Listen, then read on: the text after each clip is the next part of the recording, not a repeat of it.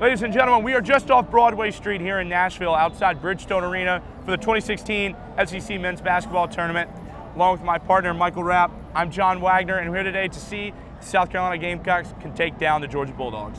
South Carolina comes in today earning a second-round bye, third overall seed, while Georgia knocked off Mississippi State last night.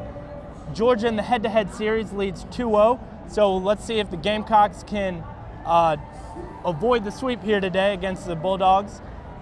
We will be playing without our star, Michael Carrera, but we're looking for big game from Sindarius Thornwell and the other seniors on the team. Exactly right. We're going to need big play down low and just overall quality play to make up for the loss of Carrera, so let's see how things went. Frank Martin fired up for his team, looking to take advantage of his double bye and beat Georgia to move on to the semifinals of the SEC tournament. Both teams started off weak in this game, making 2 of their first 10 shots each and finishing out the half shooting just around 35%. Due to foul trouble, among other things, Justin Mackey, Raymond Doby, and Marcus Stroman all saw the floor in the first half. Stroman filling in nicely for the foul-plagued P.J. Dozier, who saw just 7 minutes during this game. J.J. Frazier was huge for Georgia down the stretch, going 7 of 10 from the charity stripe and 6 of 14 from the field.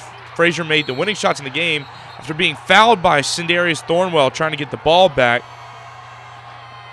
That would put him on the line. He would make the first and attempt to miss the second on purpose in order to make it difficult for Carolina to make a last-second shot.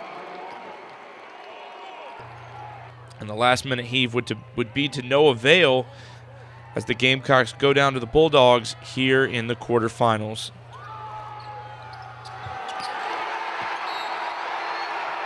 Obviously an unfortunate situation for the Gamecocks, losing 65-64. We have Adam Orfinger here, sports editor for the Daily Gamecock. Adam, what did you see in this game? Gamecocks were hurt by the loss of Michael Carrera. It's just that simple. Sindarius Thornwell comes out 23 points with a strong performance, 9 of 17 shooting. P.J. Dozier only plays 7 minutes, picks up 3 fouls early. 4th foul late in the second half. Got a good performance off the bench. Marcus Stroman, 26 minutes. But a rough night from Dwayne Notice. 2 of 13 from the field, just not going to get it done on a stage like this. Well, we talked about before the game yesterday between the three of us about how the first 5 minutes were going to be crucial for the Gamecocks, and they looked pretty good in the first 5 minutes. Where did you two, for either of you, where did things start to fall apart for the Gamecocks? Well, it really just felt like the final minutes. The Gamecocks didn't score in the last 2.5 minutes of the game, no field goals. And it just felt like it was slipping away all through the second half. Georgia had an 11-0 run, had another 8-0 run, and it just felt like the Gamecocks couldn't keep up. You know, you said we had a good first 5 minutes, but it was tough to watch. We were hustling. We made a lot of plays defensively and on the offensive glass, but I think in the first 5 minutes we only shot about 20%. And so not being able to pull away at the beginning of the game when we had all the energy, we left Georgia in the game, and I think that's what cost us in the end. Now, some other things that we talked about, costing the game. There was a huge free throw disparity between the Gamecocks and the Bulldogs. How do you think that affected the team? Well, I mean, Georgia made twice as many free throws as the Gamecocks did, 20-10. Only 15 attempts for South Carolina compared to 27 for the Bulldogs. And it's been a problem for South Carolina all year. They've struggled at the line, and they weren't getting to the line enough Friday. Yeah.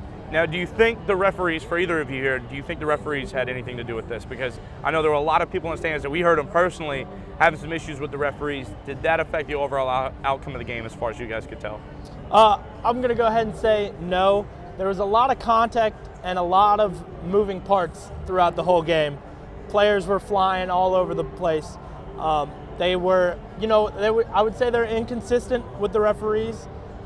J.J. Frazier ended up getting to the line 4 or 5 times in the last couple minutes, and that's what proved costly, but I think the referees called the right calls, and you can't really blame the referees on that loss.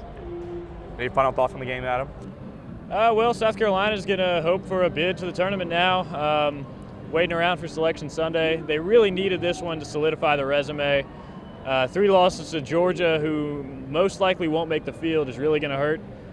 But, it is what it is, and the Gamecocks hopefully will live to fight another day. Yeah.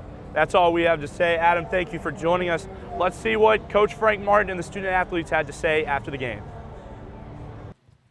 Really disappointed for our guys. I couldn't ask them to play any harder than they played today. We gave up some offensive rebounds coming down the stretch, and that cost us the game. Struggled to score, struggled to get to the free throw line, but I can't fault our guys for their effort. Great for our league, Georgia winning. You know, they're. I've thought all year that they're an NCAA team. They've played, I don't know, third, fourth hardest schedule in the country. You know, with some young kids on the front line that didn't know what they were doing early in the year, and they've obviously gotten better and better and better. And you know, but real proud of my guys. They came out here and fought, and unfortunately it didn't go our way to close the game out. We got to stop.